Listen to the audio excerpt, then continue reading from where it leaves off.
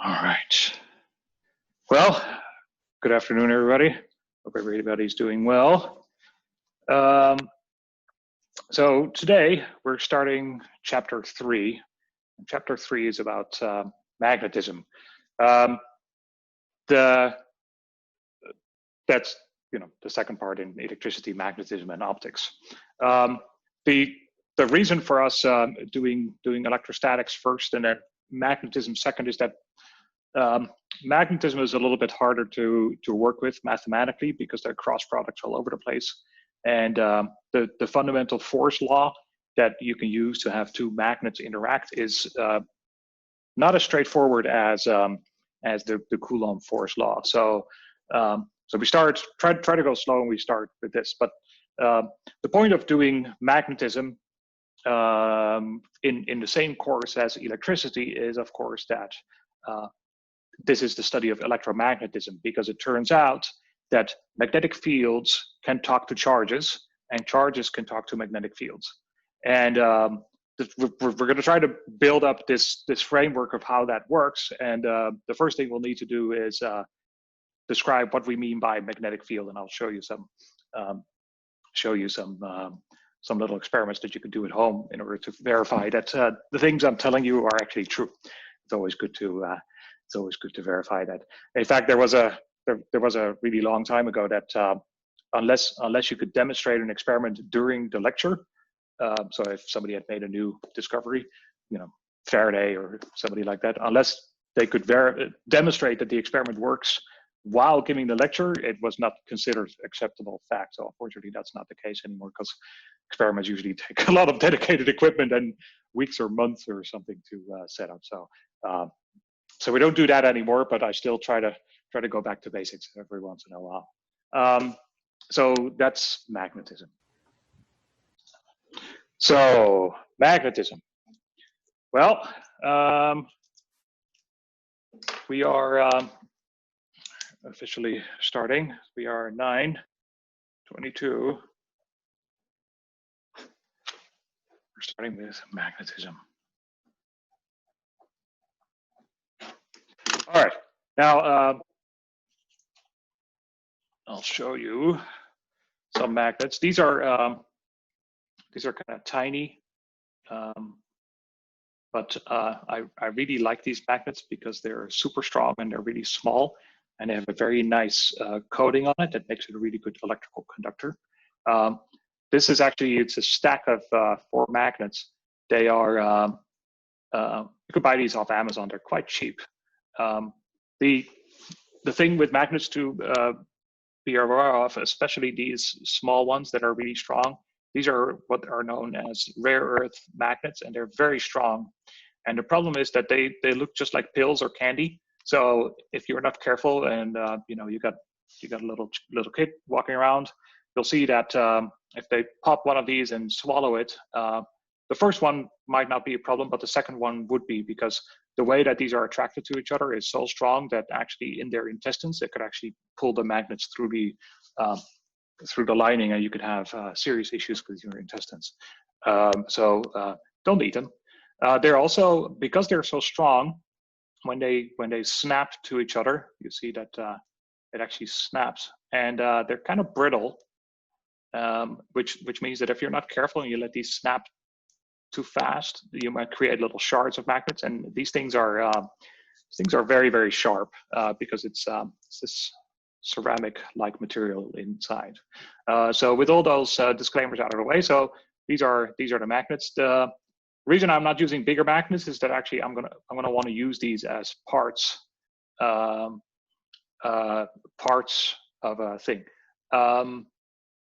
Disclaimer: the thing about swallowing magnets, I don't know if that's actually something that happened firsthand, but I'm sure it is, because that's part of the regular disclaimers that they tell you when the thing is. But I'm not an MD.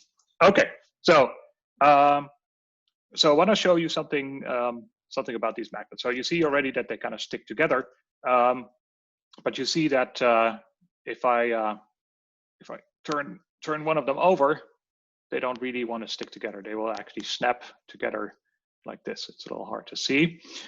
So therefore, actually, what I'm going to do is I'm going to show you a way to figure out how these magnets interact by keeping them a little further apart. So, so first thing I'm going to do is connect this. So I put a little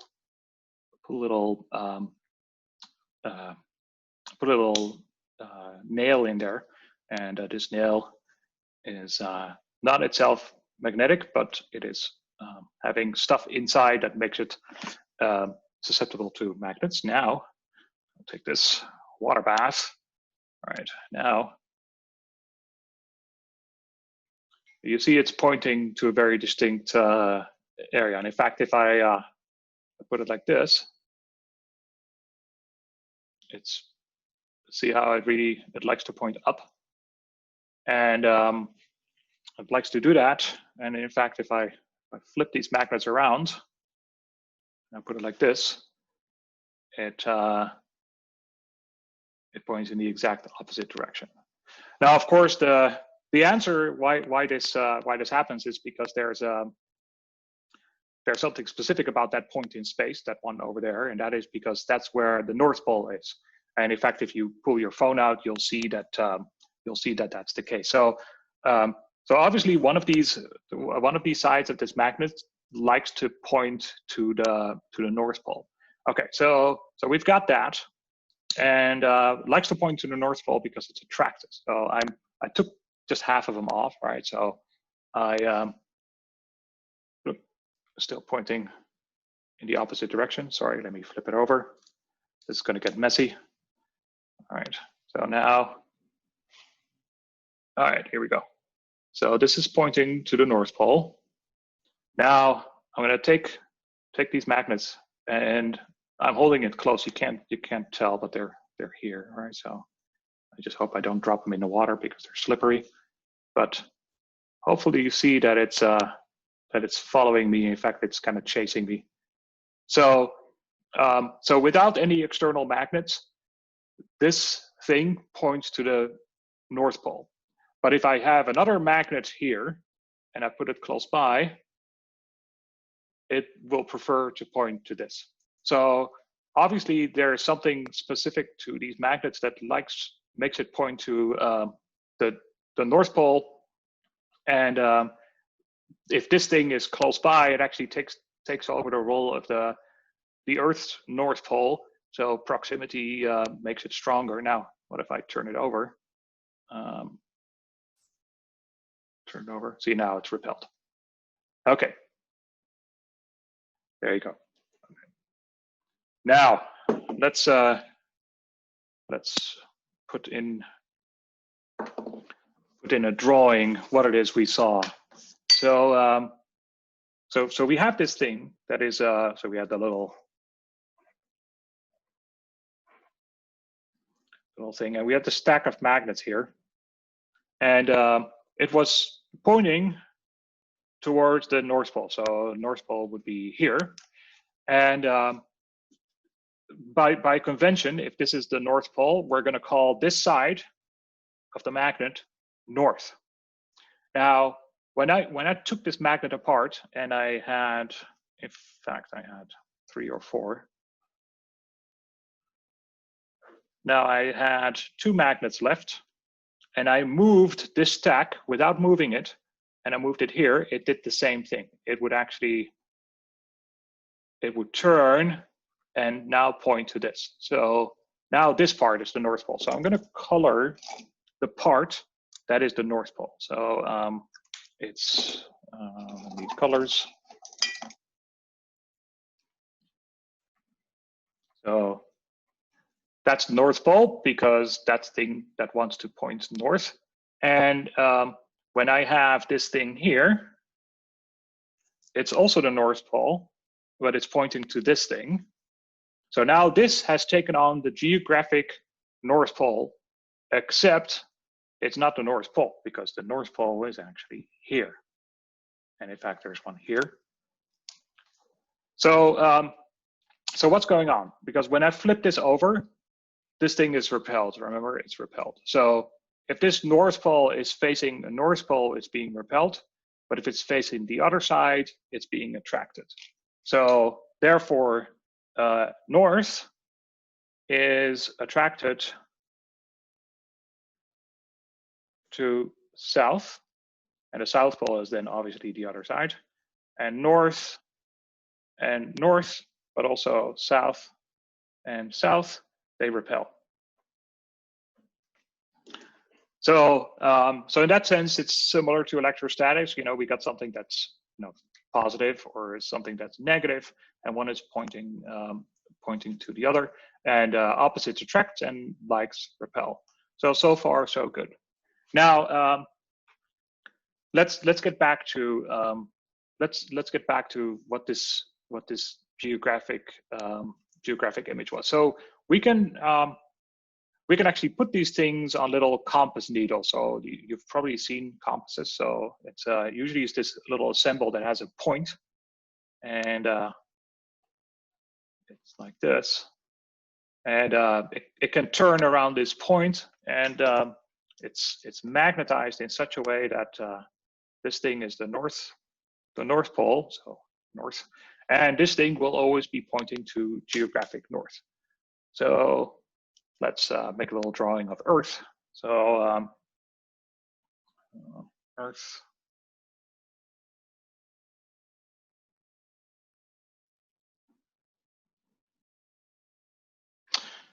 All right, so let's say I want to call this the North Pole, right? And this is the equator. And this would be the South Pole. Now, if I'm, so let's say we're here, this is Southern California, then if I take my compass needle, it is, or my cork with a nail, it's pointing in this direction.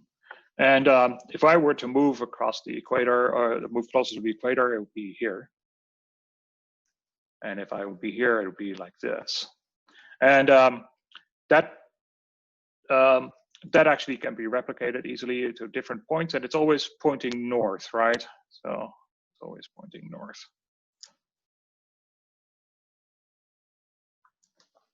So what you can do is you can actually connect these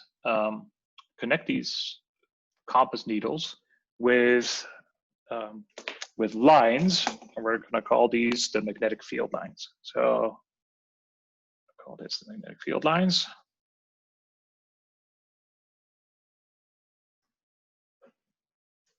Magnetic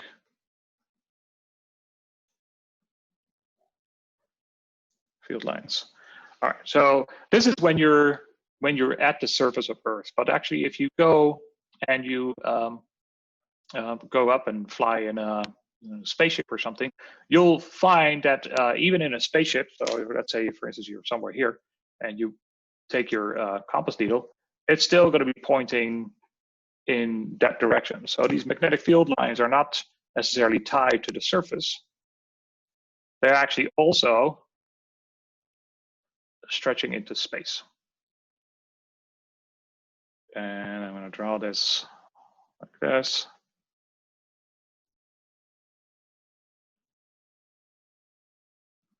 And now these are the magnetic field lines. We use the symbol B for field lines, and the field lines are the tangent gives compass direction. So you can compare that, for instance, compare E field lines where the tangent is pointing in the F is Q E direction. Okay, so when we're doing electric fields and electric field lines, the field lines indicate where this test charge would be experiencing a force, in which direction this test charge would be experiencing a force. In the case of magnetism, it's going to tell you exactly in which way the compass needle would point. So in magnetic fields, the test charge is actually a compass, And in electric fields, the test charge is just a charge. All right. Now, I need to tell you a little bit about this thing, because if we call the thing that points to the North Pole, we call that the North Pole, and we have found out that actually the North Pole points to the magnetic South Pole, that means that this is the compass needle North Pole, but that means that this is the magnetic South Pole.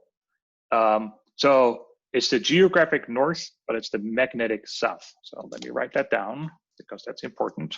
So it's the geographic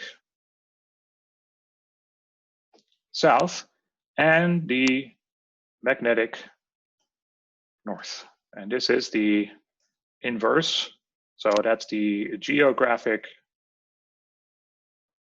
north, and it's the magnetic south. Okay, so that's the story of magnetic field lines. Now, we could do the same thing for we could do the same thing with compass needles, just like we were doing with the floating cork. We can use that to figure out in which direction the magnetic field lines are going when we have a magnet like this. So let me make a new page. And I still need to tell you what B is and how is it measured, but we'll do that in a little bit. Okay, so I'm going to draw a pretty large magnet. Okay, so I'm going to take a magnet like this, and I'm going to draw it as a bar magnet because that's usually how you'll find them, even though this one is charged in a funny way. So this is the North Pole. In magnetism, you usually only color the North Pole because it's understood that the South Pole is on the other side. But just for completeness sake, let me color the South Pole blue. And now we can ask ourselves, okay, what does that B field look like? All right, so, well, what does it look like? Well, we know that if we take another magnet and we put it right here with the South Pole facing this way and the North Pole facing up, that it will be pointing this way. So if we put a magnet here with the North Pole facing this way and the South Pole facing that way, it will be pointing that way. So let me draw that a little bit. So I'm going to take tiny magnets. So these are what we would call our test charges. So this one would be pointing in this direction, and this one would be pointing in this direction. And we can put one over here, and it would be pointing in the opposite direction, because this north is attracted to this south, and this south is attracted to that north, and stuff in between. So for instance, here,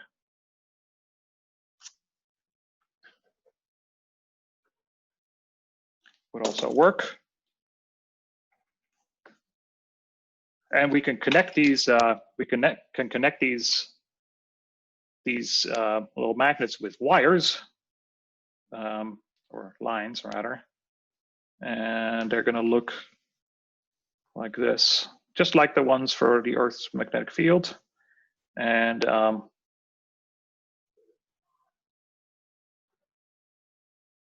drawing only a couple. And I'm drawing the arrow because the arrow here indicates in which direction it would point. So pointing this way, up, up, up, up. Okay, so that's the magnetic field of a simple magnet. And now I'm going to use my one of my most favorite mathematical objects, and it's a Gaussian surface. So just like before when we were doing electrostatics, we can take some kind of a Gaussian surface. Let's say I want to say there you go, my Gaussian surface. And I can ask myself, what is the flux that goes through this Gaussian surface? And we're using the field lines in exactly the same way as we are using the electric field lines. And right now we got 3 field lines going in and then 3 field lines going out. So sorry, there's one in the shadow here. So the net flux would be 0. So in other words, I can draw my Gaussian surface.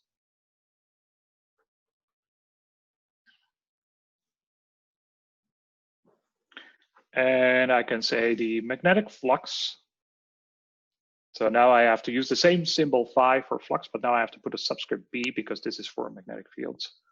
And it's the same thing. It's a Gaussian surface, so it's got a well-defined inside and an outside. And right now for this flux, it is 0. And no matter where I put this Gaussian surface, the field lines seem to be going in circles. And the question is, does that mean that the flux is always 0? And it obviously it must be the case that whenever you're outside of this magnet, because the number of green field lines that go through go in is equal to the number of green field lines that are coming out. Therefore, wherever you put your Gaussian surface here, as long as on the outside, your flux is 0. Now, let me compare this to the electric flux that you know well. That should be dA is Q enclosed over epsilon naught. So when we were doing electrostatics, we had a similar situation. We found that no matter how weird the electric field looks like, the only way to get a flux that is non-zero is to have the box contain some kind of a charge. And the question is, can we do something similar here? So for instance, one thing you could choose to use is you could put a Gaussian surface here.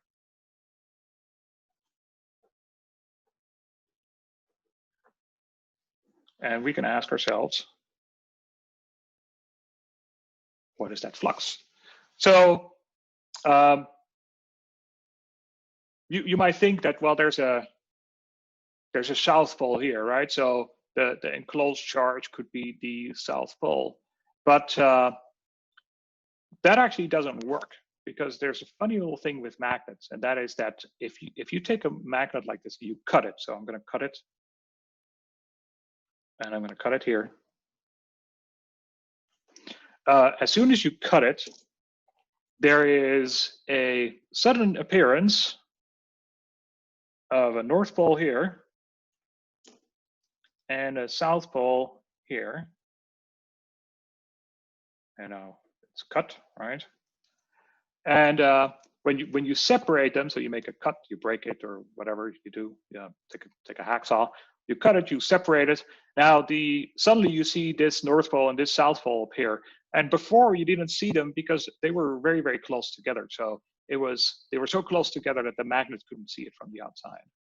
But the really interesting thing about magnetic materials is that, and magnetism, is that no matter how small your slices become, even if you break it up into single atoms, you will always find that you cannot break it up into a magnetic monopole. You will always have both the north pole and the south pole. And because you always have a north pole and a south pole, this enclosed charge, the magnetic charge, always is 0, because the north pole and the south pole, they cancel. So it's 0. Now, it's 0 because there is no magnetic monopole. Or phrased in a different manner, materials with north and south poles cannot be split into separate north and south monopoles. They always come in pairs. So they're always coming in pairs. That's why we call them dipoles, right? So it's a north and a south. And we saw the electric dipole where we had a positive charge and a negative charge. But in electricity, we can split those up. We can take the positive charge, take it somewhere else, and we say that's a electric monopole. Okay. Now, this has a this fact has its own Maxwell equation. So this is going to be Maxwell 3, and it says that the flux, which is BdA, is 0, and that is codifying that there are no magnetic monopoles. There is still quite a bit of discussion about this. Oh, by the way, this is sometimes called Gauss's law for magnetism. I don't know why they, because it's such an important law, I don't know why it doesn't really have its own name. But you know, Gauss's law for magnetism, fine. But because it makes such a strong statement about if there's no such thing as a magnetic monopole, that actually people have been looking for magnetic monopoles. So there's this very famous experiment done sometime in the 80s where they're looking for magnetic monopoles somewhere in I think in a mountain. I forgot where the mountain was, and they were trying to find signatures of magnetic monopoles. And there is this so-called Valentine's Day monopole that was discovered as a single glitch, so one glitch in 1982, and there was something that looks like that could be a magnetic monopole, and they've been looking ever since. So, I mean, that could just be that somebody tripped over a cable and so somebody forgot to plug something in. But let's assume that they knew what they were doing. So there's only, at this point, there's only one signature for a magnetic monopole. So we don't know whether this is absolutely equal to 0, but for all practical purposes, you know, they've been looking for decades. They only found one. We could say this is probably very, very close to 0. There are, by the way, very funny magnetic systems where you can get something where this doesn't look exactly like it's 0 and it could look like a magnetic monopole. I have there's a paper from 2003 that I cite in the book. So you look at that. So we're going to say that Gauss's law for magnetism says that there is no magnetic monopoles, but we're going to put a little asterisk there. So as far as we know, because there are theories that say, well, there's actually supposed to be a non-zero term here, and that's important for you know, theories for the universe. So that's the story about magnetic monopoles. So let me talk a little bit about the source of magnetism. So it turns out that when you keep cutting the material in smaller and smaller pieces, at some point you'll get a little atom, and the little atom looks like a little magnet, like this. And the atom has a magnetic field, and the reason for that is because it's got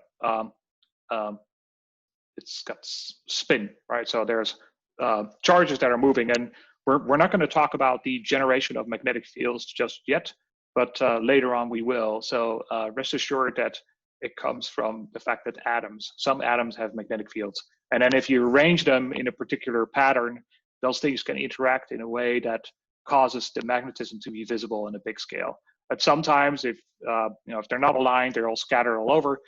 This material will not look like a magnet because they're all pointing in random directions. The study of magnetic materials, just like the study of resistivity versus temperature and material composition, is again one of those subjects unto itself, and we will not get into it. But if you want to study this, it takes a course in solid state physics or material science. All right, now finally, I need to tell you what B is. So we measure B in Teslas. So the units are Tesla, so capital T, Tesla. And 1 Tesla is massive, actually, by the way. 1 Tesla is huge. For instance, in decent MRI machines, you'll find a Tesla, about a field of 1 Tesla. Takes quite a lot of work to go above 1 Tesla. So for instance, a little while back, I lost track of what exactly the record is, but for pulsed magnets, where you have a way to get the field to go up really, really high for a short amount of time, you can go to, I think, 40 Tesla or 50 Tesla was the record. It could be higher now. So for instance, on Earth, it's about 10 to the minus 4 Tesla. So Earth could be half that, could be a fraction of it, but it's about this order. So that's why there is this derived unit, Gauss, which is a 10 to the minus 4 Tesla. So there are other units than the SI unit system, where Gauss actually is the unit that we use to quantify magnetic fields. But in the SI system that we're using in this class, we use Teslas. All right.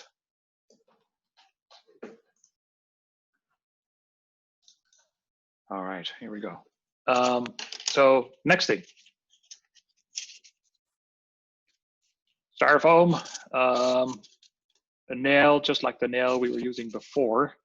I'm going to use my favorite magnets. So they're on here, and I just have a simple AA battery. I'm going to put this up here. All right, and put this like this. It's probably a little bit too bright. Oh, I guess software did it. Okay, now I've got this copper wire. I bent it already, so I kind of cheated, but I already know what kind of shape I need. The idea is that I'm gonna hang this copper wire on top of this battery, and when I do so, you'll see. Okay, see if I hang this like this, you see it's hanging pretty straight, except it's hanging to the right a little bit. So if I do that here, what's going to happen is this copper piece makes a connection between the top of the battery and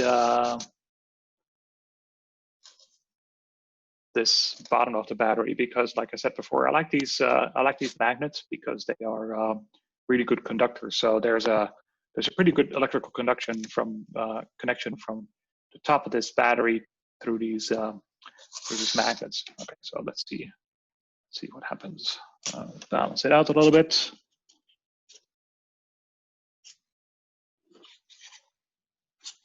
All right, now.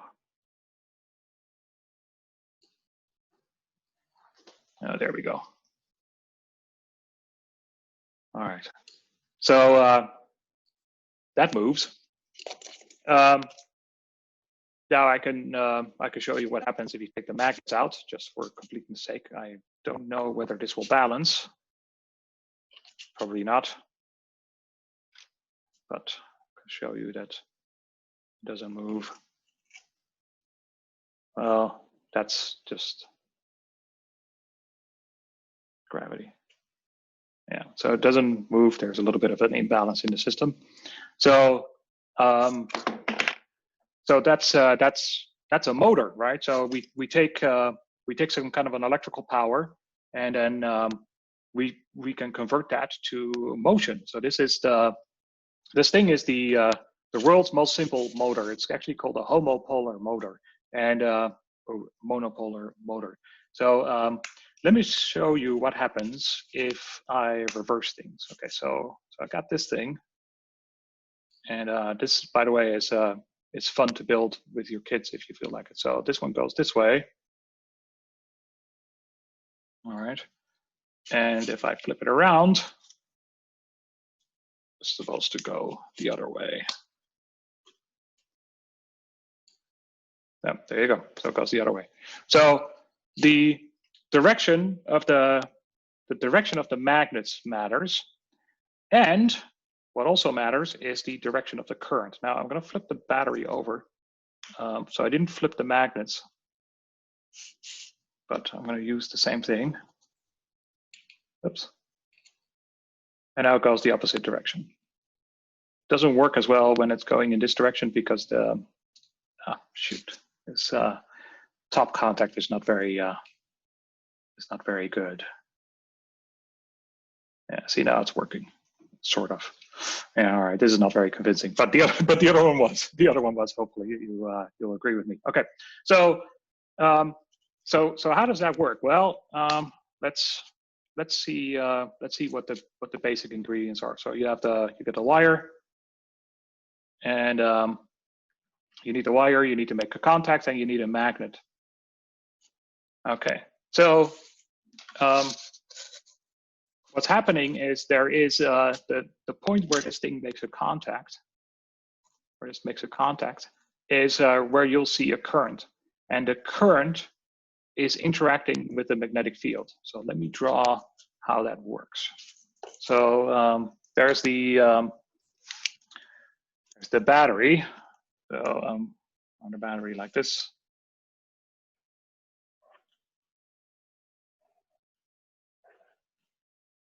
And I put it upside down because the contact behaves better that way. And it's on a nail. Don't really need to draw the nail, but I'm going to do it anyway. Now I'm going to draw the North Pole here, and that means that there's another North Pole here, another one here, another one there. And then when I take the wire, I'll take the wire and I have it do something like this.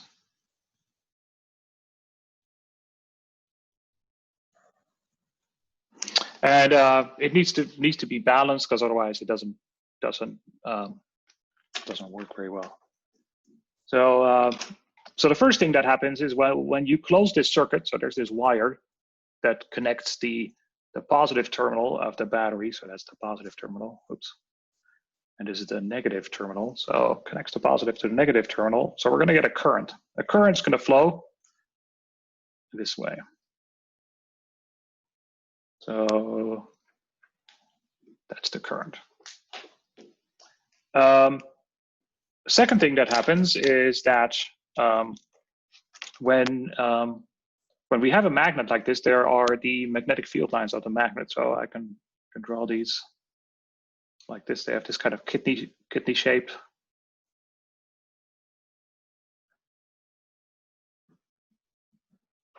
Something like this, and they go from north to south, right? So like this.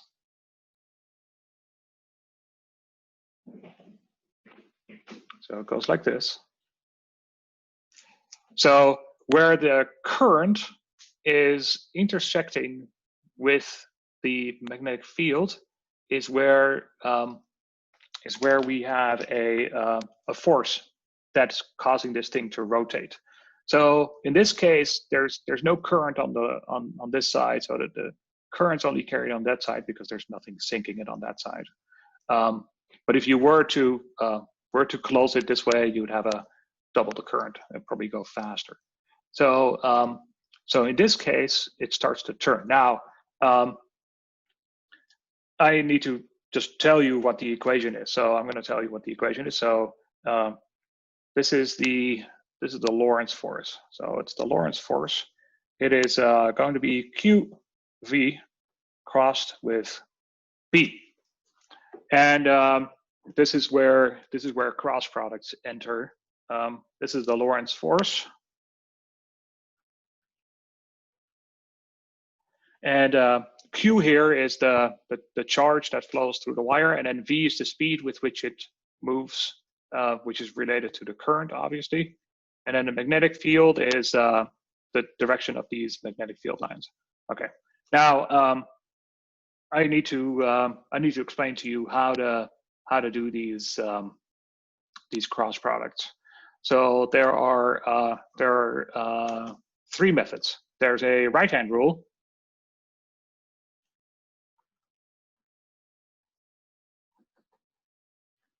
And the right-hand rule says that so you take your hand and you point your fingers in the direction of QV, and then afterwards you curve your fingers in the direction of B, and then your thumb indicates the direction of the force. So in that case, QV is going this way, so going this way. The force, sorry, the magnetic field is not going up, but it's going down, so I have to flip it over. So the force is going into the paper. So I'm going to draw the force here as into the paper. Okay, so I'll explain to you what that means in a second. So fingers in direction of QV, point in B direction, then F is thumb.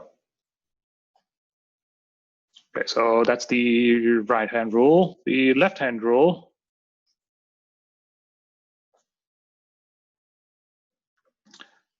this is the way I prefer doing this. So the left-hand rule is, well, using your left hand, obviously. So you start out same way. You start with your fingers in the direction of Q times V, which is this case, right? And then you catch the magnetic field lines in the palm of your hand. So in this case, see the magnetic field lines, the green lines, they're kind of hitting the back of my hand. So that obviously doesn't work. So I catch them like this, and then my thumb is pointing down. So same thing with the fingers in QV, and then catch B in the palm of your hand, and then F is thumb.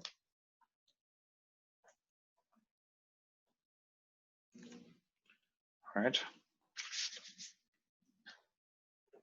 And then number 4 is using the actual cross product. All right, so using the actual cross product is it's handy to be able to do this. So so let's put a coordinate system. So we got X, Y, and Z. So X, Y, and Z. So so in this case, the current is going sort of in the X direction.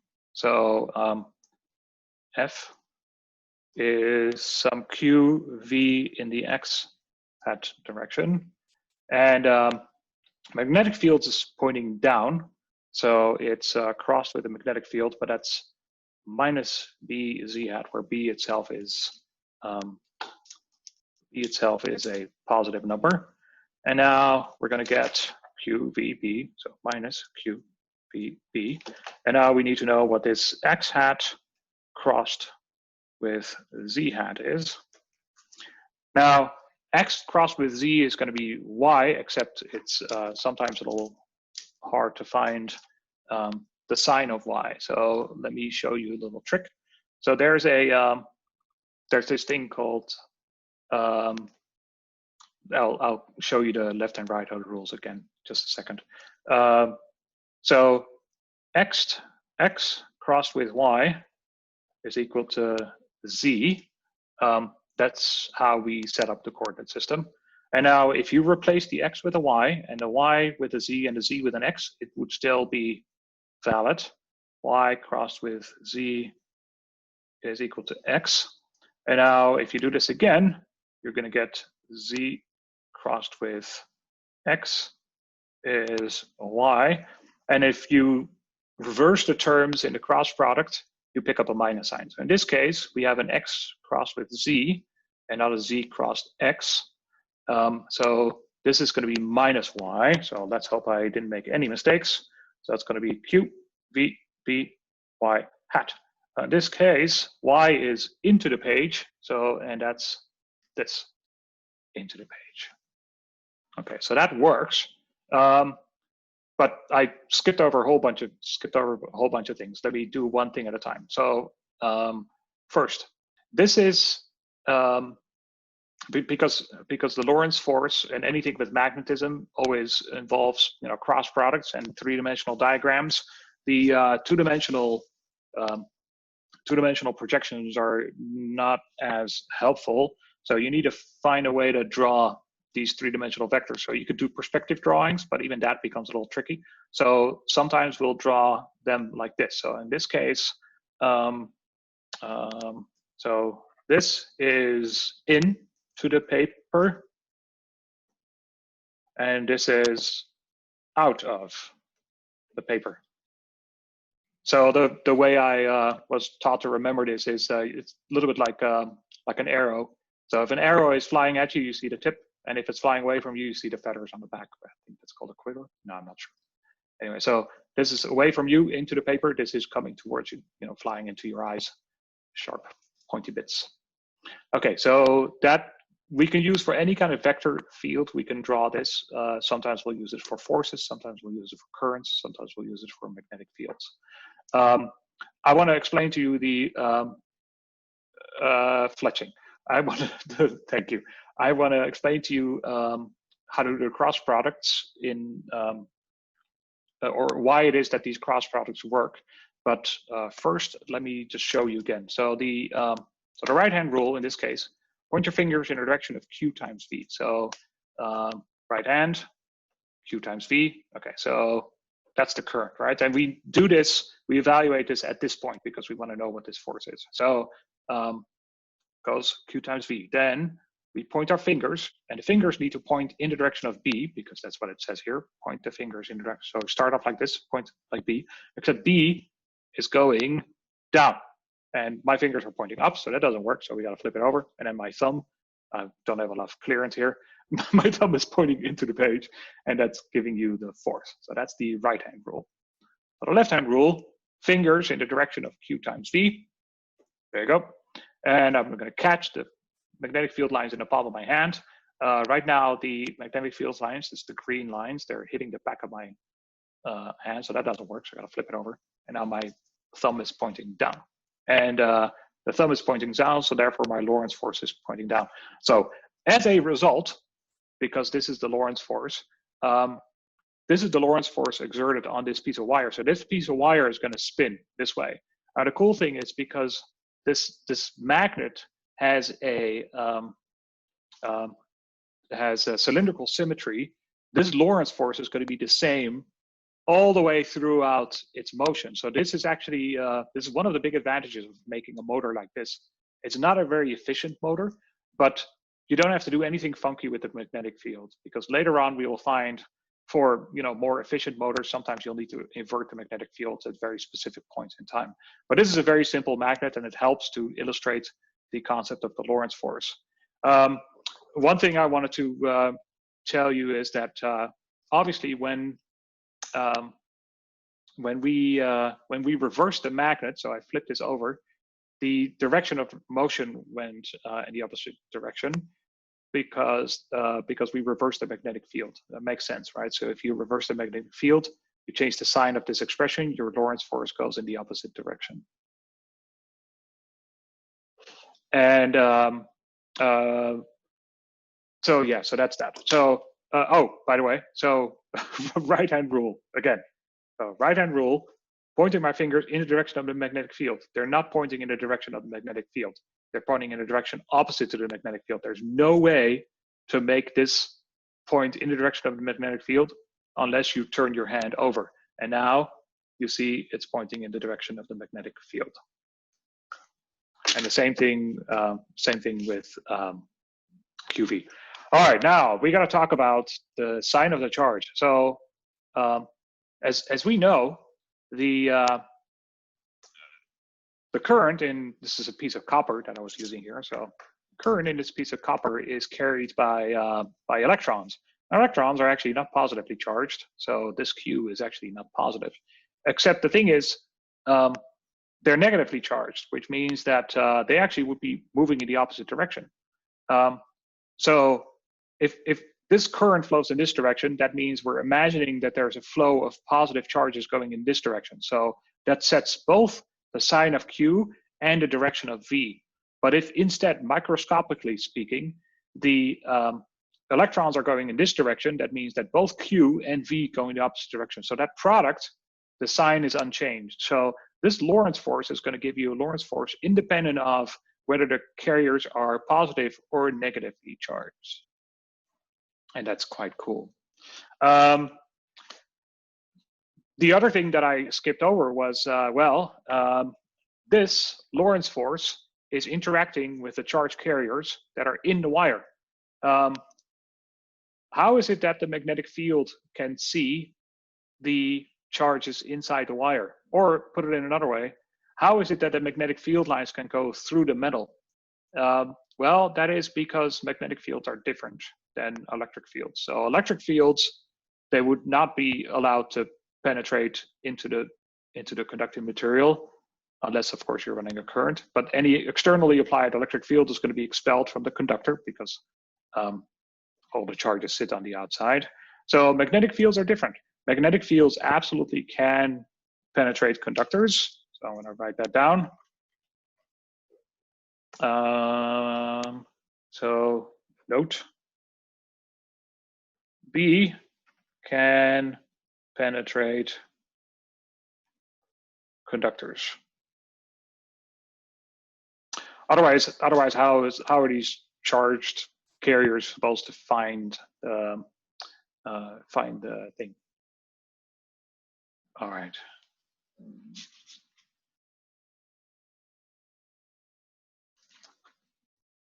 All right, cross product. So why is it that we're allowed to do this? Okay, so let me show you how that works. So we're drawing a coordinate system, and we're going to start this way. So this is x, this is y, and this is z. Okay, I'm going to say x cross y is equal to z. Okay, but now I'm going to do one thing. I'm going to rotate this diagram around the z-axis. So I got the z-axis like this, and then the y is pointing into the board or into the paper. Sorry, I'm used to teaching in front of the board. So it goes into the paper, and x is pointing to this side. So it makes this this going this way, and this is going this way. But now I'm going to rotate around z. So x is going to come and point out towards you, and then y is going to lie in the x direction. So rotate around z. Now x comes out, so z remains the same.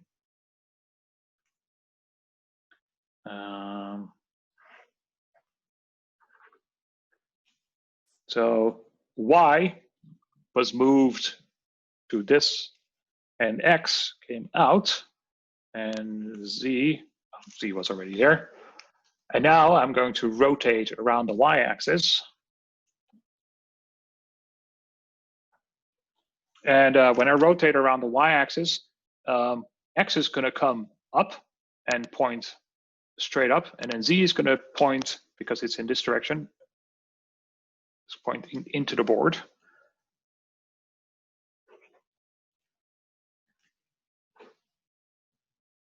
So x took the place of z. X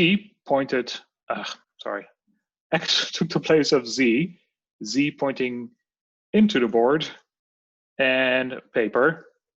Come on, Henk. And y is now pointing to the right. Okay, so now let's compare this picture with this picture. You see that x became y became z became x. So this coordinate system is completely equivalent to this coordinate system, right? Just because we label these axes differently doesn't really matter.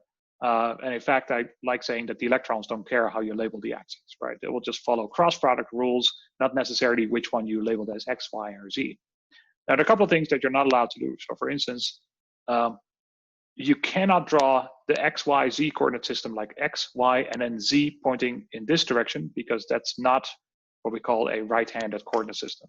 So right-handed coordinate system, where we use fingers in the x, cross it with the y, pointing in the z direction, that's a right-handed coordinate system. If you were to put this in this direction, it'd be a left-handed coordinate system. We're not allowed to do that because we live in a right-handed universe.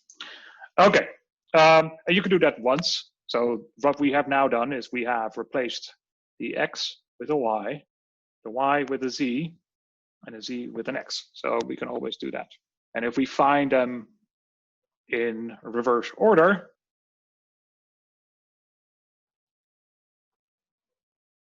we pick up a minus sign. So y is ex.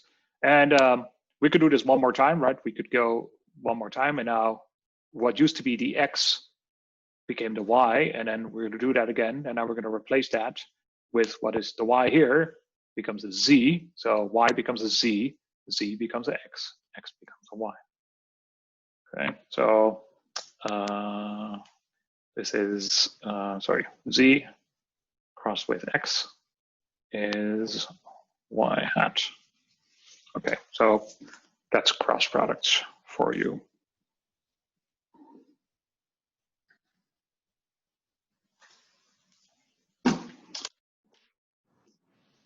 Okay, so I'm going to give you some problems, and I'll have you draw the forces. Okay, so let me give you some. So Q, V, going in this direction, and then B into the paper, and now Q, sorry, QV in this direction, B in this direction, and now a QV, so this direction, and B is in, and QB this direction, and B going out. And I'm going to have you to draw the Lorentz force. All right, let me set up the Nearpod.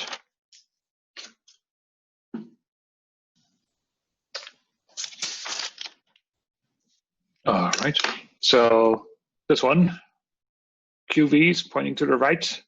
I like including the Q in this arrow because that means that if an electron is going in that direction, it will be the opposite. But if you use QV to draw the vector, that means you don't have to mess around with inversions in the force law and the cross product. So QV, this direction, point your fingers in the B field. B field is in, therefore F is up. QV, point your fingers in the direction of the B field, up. Can't do this. So pointing down, obviously that makes sense because the only thing I did is I changed the sign of B. Now this one, QV this direction, B pointing, B pointing down, so force pointing down. And then this one is the last one, QV, QV pointing up, so force pointing up.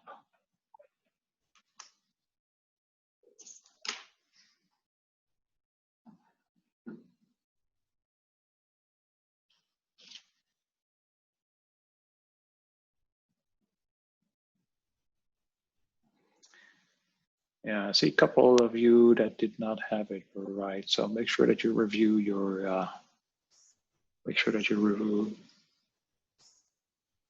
this material.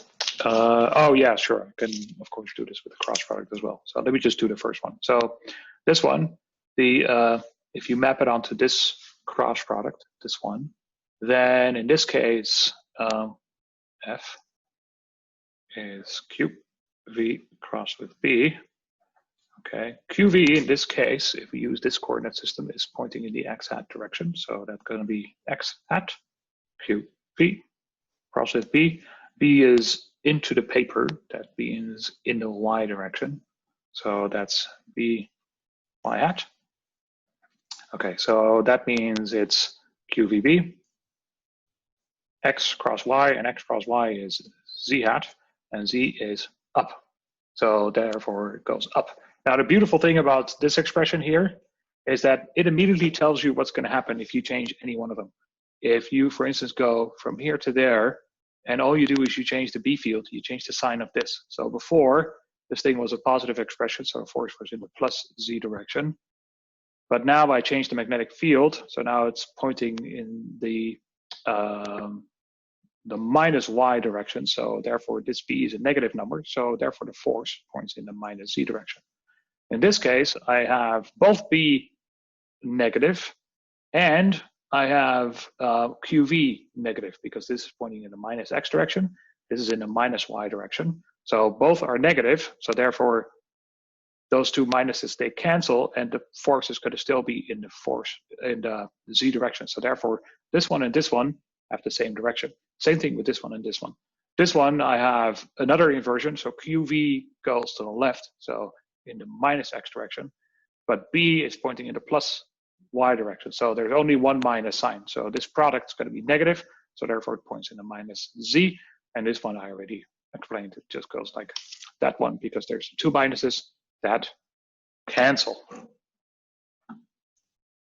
So another important thing, this force disappears if the V and the B are in the same direction, because for cross product, if you have an A crossed with B, then the angle of that is the length of B times the length of A times the sine of the enclosed angle. So if they're pointing in the same direction, the length is 0. So this force requires that they're orthogonal to one another. Okay, so last thing.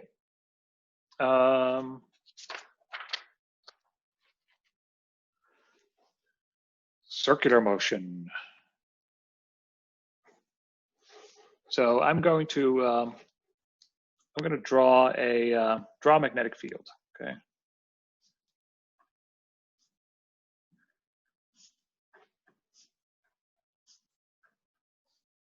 So that's the magnetic field. All right, now I'm going to take a charged particle, and it's going to go off in that direction. And I'm going to say this B field is uniform. B is uniform. And I talked to you about what the direction of the force would be, and in this case, it would be, check my notes. Yes, it's going to be in this, except other than saying what's the direction of the force, we didn't really do anything, then what happens? Well, of course, what happens is this particle is going to get deflected. So it's moving in this direction, but something is pulling it on it in that direction, which means that it gets deflected up. So at some point later in time, there's a Q and a V that is oriented this direction. And again, the force would be perpendicular to it. So the force would be pointing in this direction. And because the force is always perpendicular to QV, therefore the speed of this particle is not changing. So the speed will still be the same, right? Because we're not changing the momentum. You can only change this V strength if there's a component of the force in that direction. So, so this thing is not changing strength, but it is only changing the direction of the force. So in other words, it starts to go into this path, and I'm not drawing this super well, but in the end, what you would get is you would get a circular orbit. And so you get a circular orbit. And the circular orbit goes this way for positive charges, and it goes the other way for negative charges. So this is for Q greater than 0, but for the Q smaller than 0, goes this way. So this is Q less than 0. So they both describe circular orbits, but one goes clockwise, the other goes counterclockwise, depending on the sign of the charge. So the way to calculate the orbit is to, again, do what we were doing before. We were saying, well, it's the centripetal force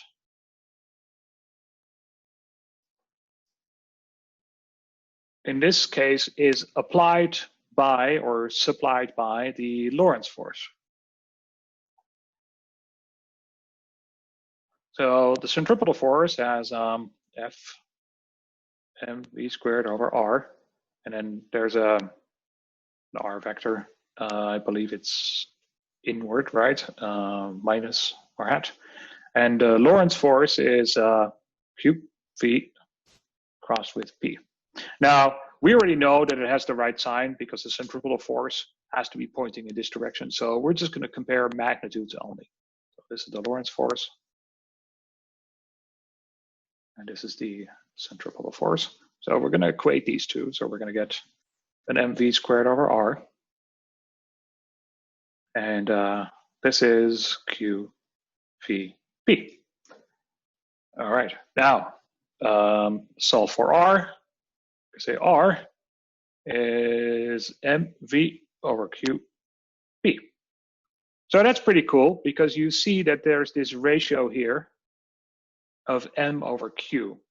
So in other words, if you have a way to prepare particles or whatever you want, and you can prepare them and shoot them in a space with a uniform field, where you have somehow calibrated the field, and you know what speed you're using to inject it, if you measure the radius of this orbit, you can determine the mass over charge ratio of whatever particle you're using.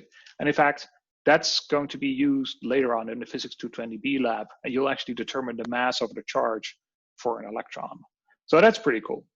The other thing I want to tell you is that there's something that's really very, very funny.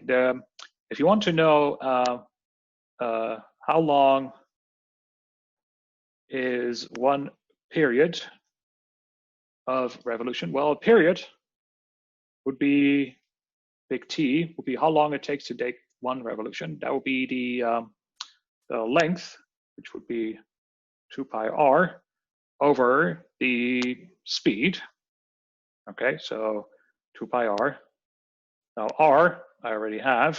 There's an m, there's a v, and there's a v here as well, and then there's a q, b, v.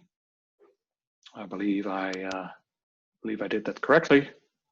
R, m, v, q, b. Yes, excellent. Now check this out. It's 2 pi m over q, b. Why am I putting an exclamation mark? Well, this period does not depend on speed, and that's counterintuitive, right? Because you think that if it goes faster, the orbit is longer, right? Except it goes faster, but also the force is stronger. So so those end up canceling, and this particular effect is actually used in a very cool device called a synchrotron. So cyclotron or synchrotron, I'm going to say cyclotron. Yeah.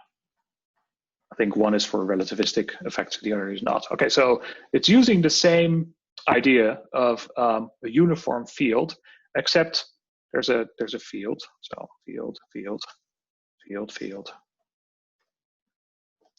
field. Except there's a device here that sits.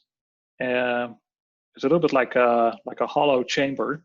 I'll draw a 3D picture in a little bit, like a hollow chamber. And this thing, if you look at it from the side, looks a little bit like a cookie, like an Oreo, but then with the white piece eaten out, so it's hollow. Okay, so this is open. So the idea is that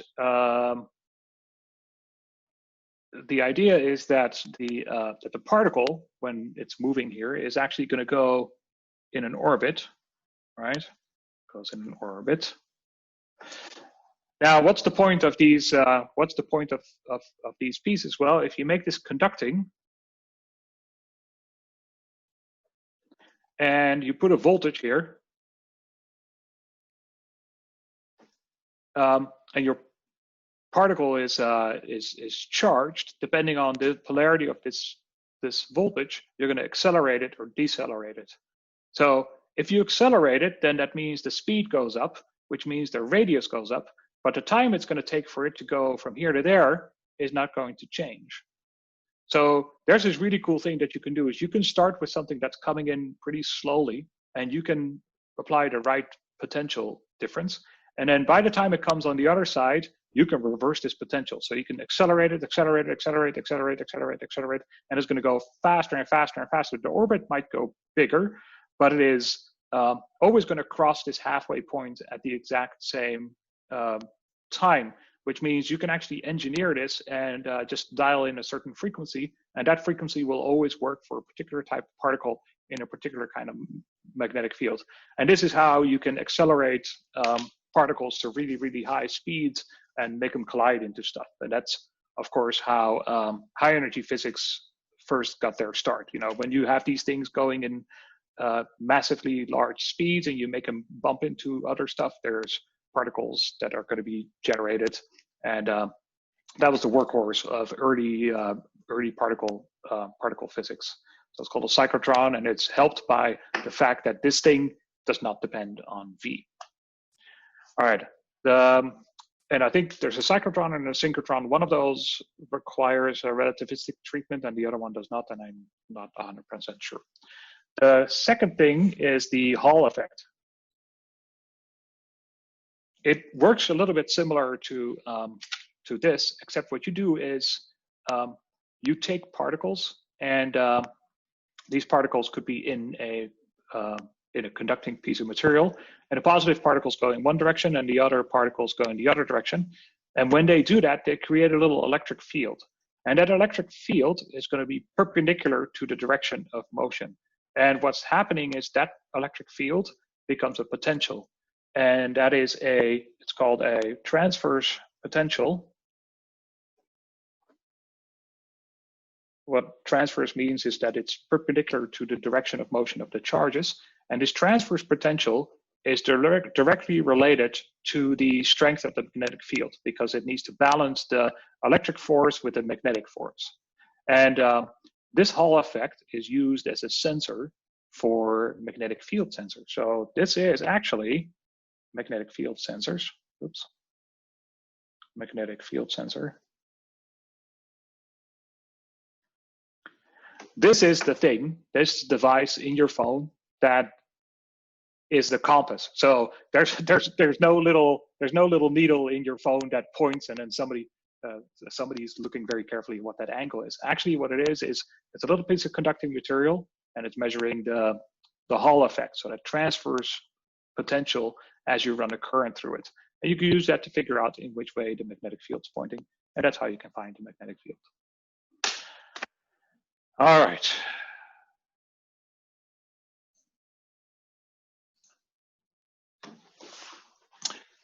Okay. So that's the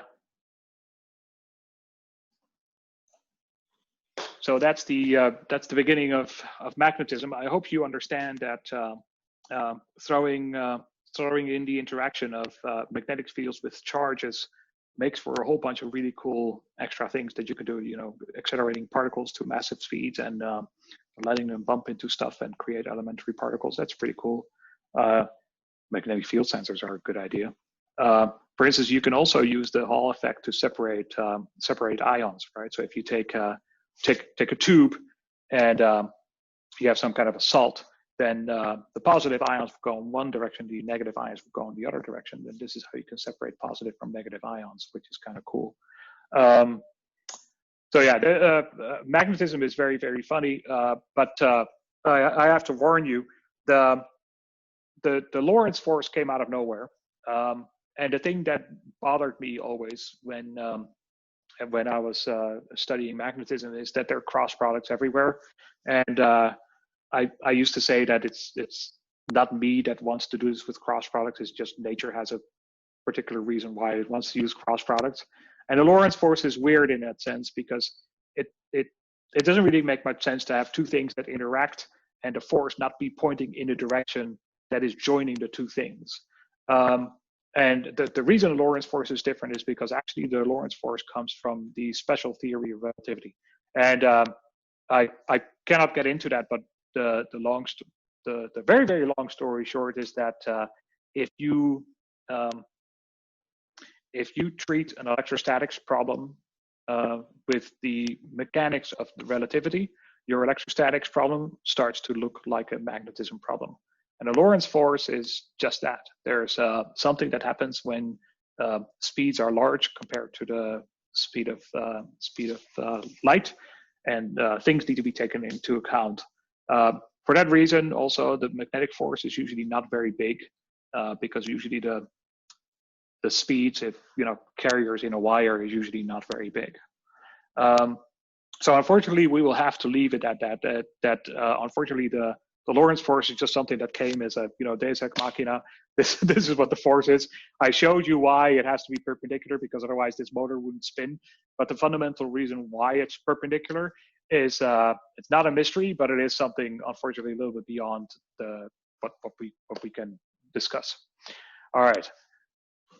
Thank you, everybody.